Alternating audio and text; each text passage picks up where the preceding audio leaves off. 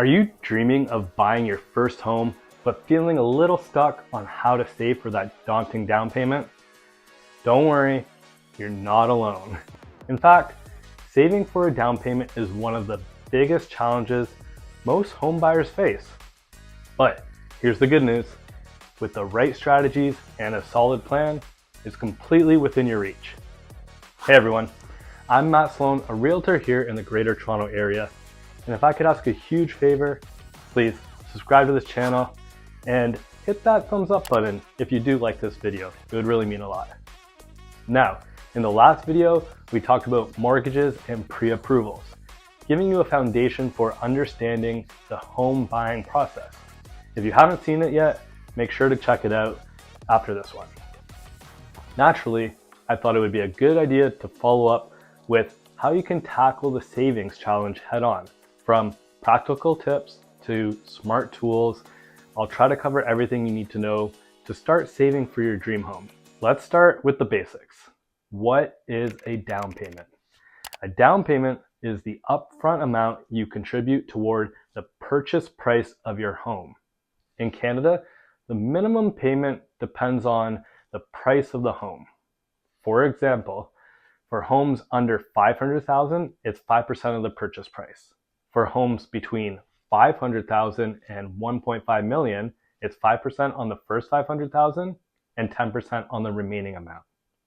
For homes over $1.5 million, you'll need at least 20%.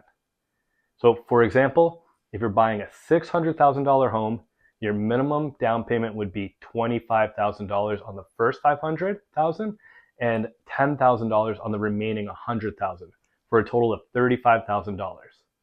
So why is the down payment so important? First, it reduces the amount you need to borrow, which means lower monthly payments.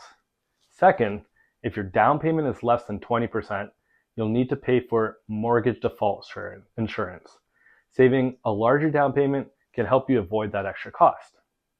So here's an example to consider. Imagine two buyers, one with a 5% down payment and the other with a 20% down payment. The buyer with the larger down payment saves on mortgage insurance and has a lower monthly payment, freeing up cash for other opportunities like renovations or travel. That's the power of planning ahead. So it's important to have as much as you can for that down payment. What's your savings goal or strategy that you've implemented for a down payment? Let me know in the comments below. Sharing your goal can make it feel more real or maybe even help someone else. So comment down below. Now that we know the target, let's talk about setting a budget to reach it. Start by looking at your income and expenses. It's time to get clear on where your money is going. So here's an easy example for that. Imagine you earn $4,000 a month after taxes. If your fixed expenses like rent, utilities, and groceries total $2,500, you're left with $1,500 out of that. You might already spend $500 on discretionary items like dining out or subscriptions. Now, if you could trim those discretionary expenses down to $200 a month, you'd free up an extra $300 to put towards your down payment fund. Small adjustments like these can add up quickly over time. So think about a couple of things that you can cut back on, and maybe weekend getaways or start meal prepping instead of eating out. By tracking your spending and making intentional cuts, they're able to save an extra $5,000 in just 1 year. So it's about the consistency. One of the best ways to save for a down payment is to open up a dedicated savings account. Keeping this money separate from your everyday spending makes it a little less tempting to dip into it. So look for a high interest savings account to make your money work harder for you. For instance, if you save $500 a month, an account earning 3% annual interest, you'd have over $6,100 after the year. That's giving your savings a little boost for being consistent. So let's take it a step further. Set up automatic transfers to your savings account every payday. Treat it like a non-negotiable expense. This way you're prioritizing your savings before anything else. Out of sight, out of mind. Easy peasy. So another example of this would be a young professional opens up a high interest savings account and sets up a $300 monthly automatic transfer. Over 2 years, they'll save $7,200 plus interest, all without the stress of manually moving the money each month. So now let's talk about the two levers you can pull to save faster: cutting back on expenses and increasing your income. First, cutting back. Think about areas where you can make small sacrifices. For example, if you usually spend $50 a week on takeout, cutting that in half could save you $1,300 a year. Or if you're paying for 3 streaming services but only regularly use one, cancel the others and it could save you hundreds more. Second, increasing your income. This could mean taking on a side hustle, asking for a raise, or freelancing on the side. Let's say you pick up a part-time job earning $200 a week. That's an extra $10,000 a year, a huge boost for your down payment fund.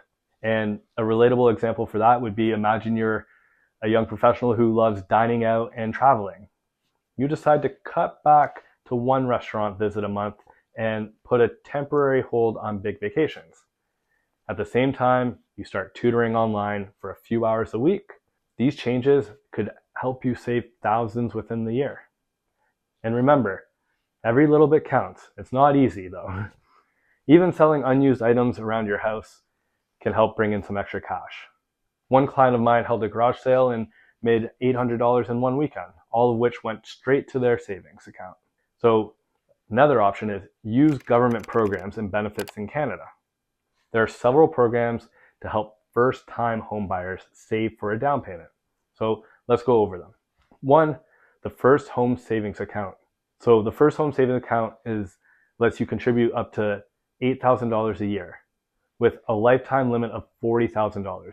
Contributions are tax deductible and withdrawals for home purchase are tax-free. The next one is RRSP Home Buyers Plan.